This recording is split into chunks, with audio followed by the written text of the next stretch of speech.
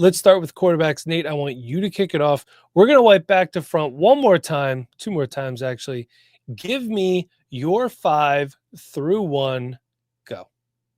All right, at number 5, I got the guy that we haven't seen play at all. No, not the rookie, J.J. McCarthy, going to be the quarterback for the Vikings this year. At number 4, I got Drake May, quarterback for the New England Patriots. Number 3, I got my boy Bo Nix, who I was very excited to see, drafted in the first round last year and then have quite the rookie season. Number 2, I got Caleb Williams, last year's first overall pick. And then at number 1, who else but Jaden Daniels, who had an absolutely incredible rookie season, quite possibly the best rookie season we've ever seen at a quarterback, especially when you consider he got his team all the way to the NFC Championship game. So Jaden Daniels, an incredible season by him, comes in here at number 1. So J.J. McCarthy, Drake May, Bo Nix, Caleb Williams, Jaden Daniels.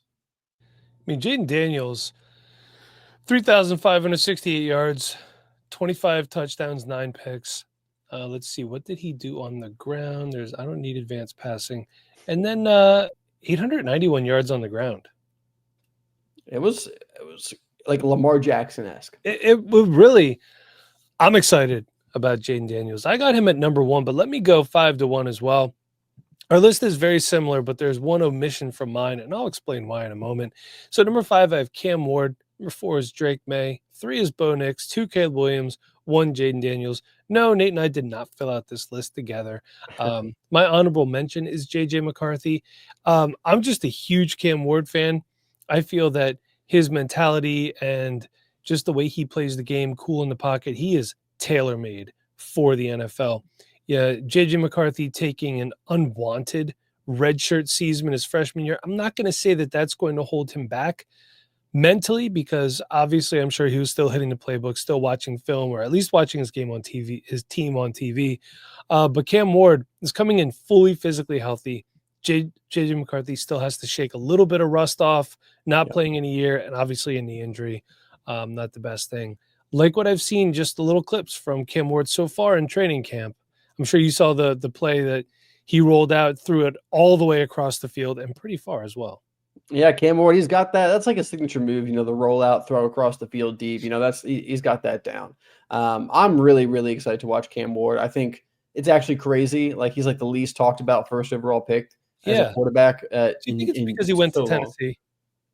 Because he went to Miami, or because he went to Tennessee? Yeah, probably because he went to Tennessee, and no one really cares about Tennessee on a national scale. Like last year it was Chicago, and not that they're the most popular team, but much more popular than Tennessee, which I feel like a lot of people forget are even like a team in the NFL. If you start listing NFL teams, Tennessee is one of the teams you list last when you're trying to figure out, hey, I got like 3 teams left.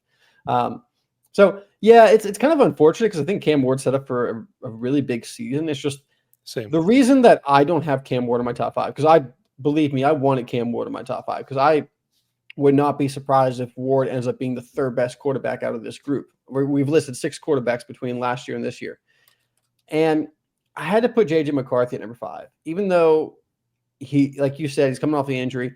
He's just in such a great situation. And that's what I love Cam Ward, but I don't necessarily love his situation. He's got Calvin Ridley out there, who's I think 31 now, Tyler Lockett, who's even older, Tony Pollard in the backfield. It's not necessarily a team, an offense that's set up for success.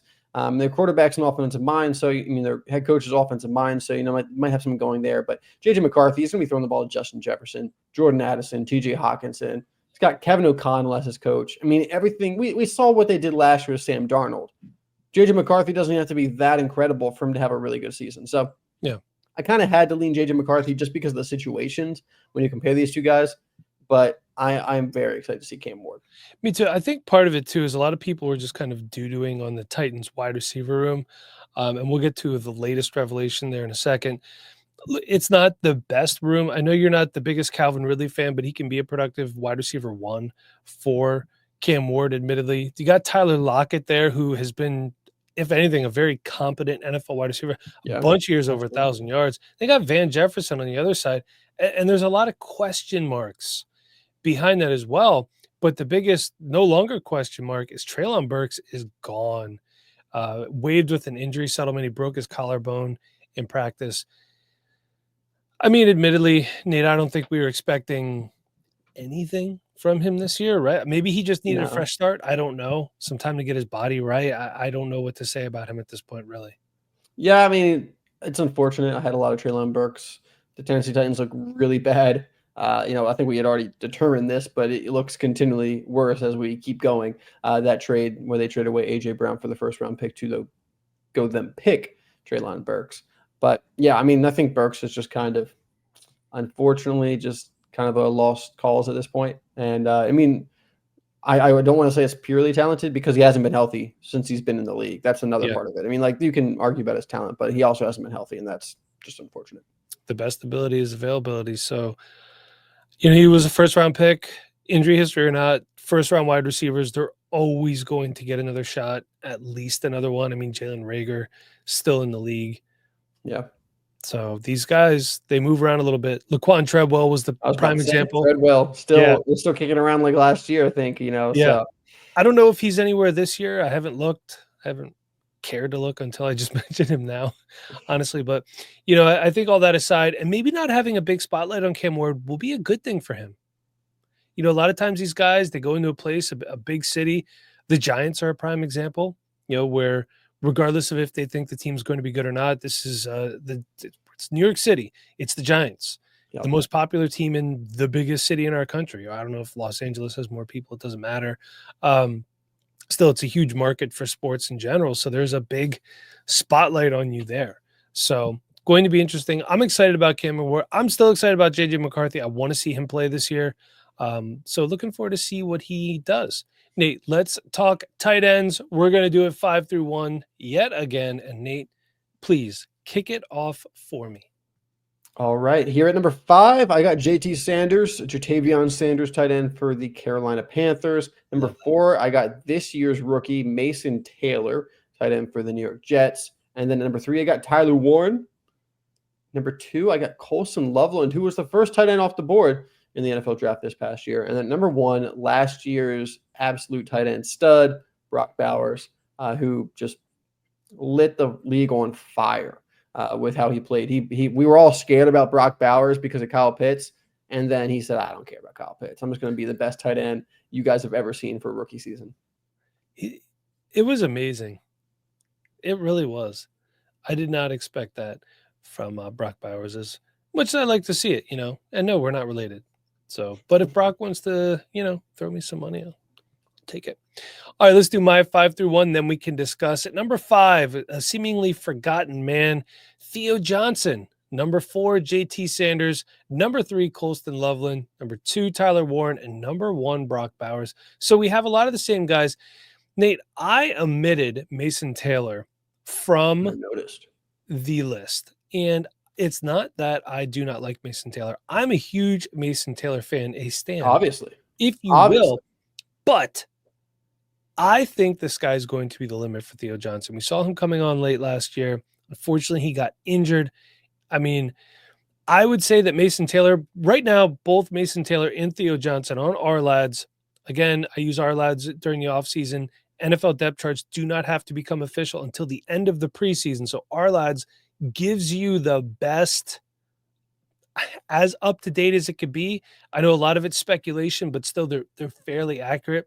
No, this is not promotion for our lads, just telling you what I use to help give you guys some information. I would say that Daniel Bellinger is less of a threat to Theo Johnson than Jeremy Ruckert is to Mason Taylor, despite the fact that both Theo Johnson and Mason Taylor are number one. Hey, look, Jeremy Ruckert. I actually disagree with that, Mike. A couple days ago too, or a couple years ago too. I like Jeremy Ruckert when he came out as well. Also, the Jets, in my opinion, do not use the tight end position as much as the New York Giants do. And the Jets have somewhat of a better wide receiver room. We got Malik Neighbors and then some guys who have done it in New York. You can't say that the Jets have a better wide receiver room than the Giants. They have Josh Reynolds. It's so much better. You know what? Let me rephrase that. The Jets and the Giants each have one really good wide receiver and then other guys who are NFL players that play at the wide receiver position. I would take Wan'Dale Robinson and Darius Slayton over every single player on the Jets wide receiver room outside of Garrett Wilson. The only, I mean, what Alan Lazard is that who you're betting on Malachi now? Corley. Yeah, yeah.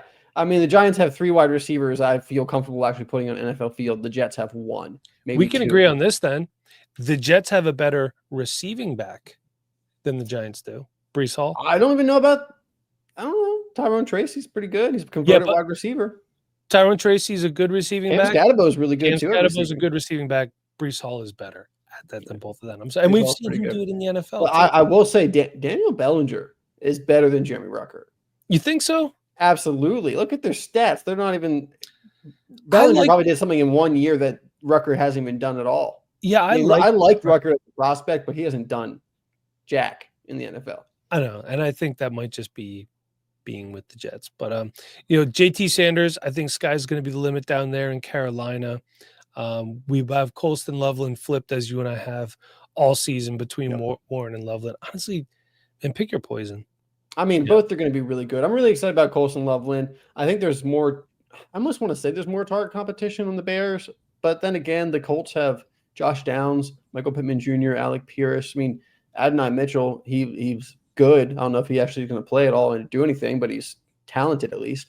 And so, like, I don't know if which wide receiver room. I mean, the Bears wide receiver room is better, but there's a lot of competition in both wide receiver rooms for those targets. But Tyler Warren, I mean, he's going to get manufactured touches. They're going to get him the ball. Loveland with Ben Johnson, I think, is going to be the same. He's going to get a lot of the ball as well. Doesn't matter that they have 3 wide receivers that are, considered pretty good. Though I heard today that Luther Burden got absolutely chewed out by Ben Johnson and got kicked off the drill for a couple plays. So I'm really interested to see what happens with Luther Burden. He's a guy that I was high on early in the season, but in the draft season, but I've really cooled off since. So, man, I will say I think me and you are probably the only ones who would be consensus JT Sanders top 5 in this list. I think a lot of people are sleeping on JT Sanders. And I think it's because he's with the Panthers. And very much improved offense, I'm expecting. Yeah, one thing I wanted to mention too, when we were talking about quarterbacks, just to kind of wrap this all up here. When I was talking about Cam Ward, saying like, look, these guys aren't the best receivers out there, but they're pros, they're vets. You saw how Adam Thielen and his route running helped Bryce Young. That's what a guy like Tyler Lockett can do for a guy like Cam Ward. But I'm excited to see what the Panthers do this year. I'm thinking it's going to be better. You got Tet McMillan down there, another year of Xavier Legette, JT Sanders, Chuba Hubbard. It's kind of got some pieces down there that I'm a little excited about. Undervalued, I think, across the board, all of those guys. Even Adam Thielen, still probably underrated. I mean, I don't know if he's going to be as good as he was like 2 years ago, but I mean, he hasn't really been bad yet. He was just injured last year. So right. And we got Tyler Warren, Colston Loveland flip. Tyler Warren, question marks abound there. I just saw a report today or yesterday, I can't remember, that Daniel Jones has not yet separated himself from Anthony Richardson. So Colts fans, you might be in for another long season. Like a month ago, I was all gung-ho on Daniel Jones going to be the starter this year. And now it's back to like, I don't know what's going to happen. Like Anthony Richardson throwing the ball again. He's healthy. They got to give him a chance, right? I mean, you invested a first-round pick in him. You got to give him a chance. So you want him to be the guy. You absolutely do. Because if you don't, you're back to the drawing board and you've wasted a first-round pick, you feel like. Especially because you haven't gotten anything really out of him so far. If both of these guys hurt or get hurt or just suck, I mean, your third option is Riley Leonard. Well, they could run that Notre Dame offense and just kind of, it's going to be Jonathan Taylor. It's going to be Riley Leonard. Yeah, who knows? Yeah, I don't know. I do have some honorable mentions here as well. Mason Taylor, obviously Nate had him on his list, but I wanted to, put him on there as well.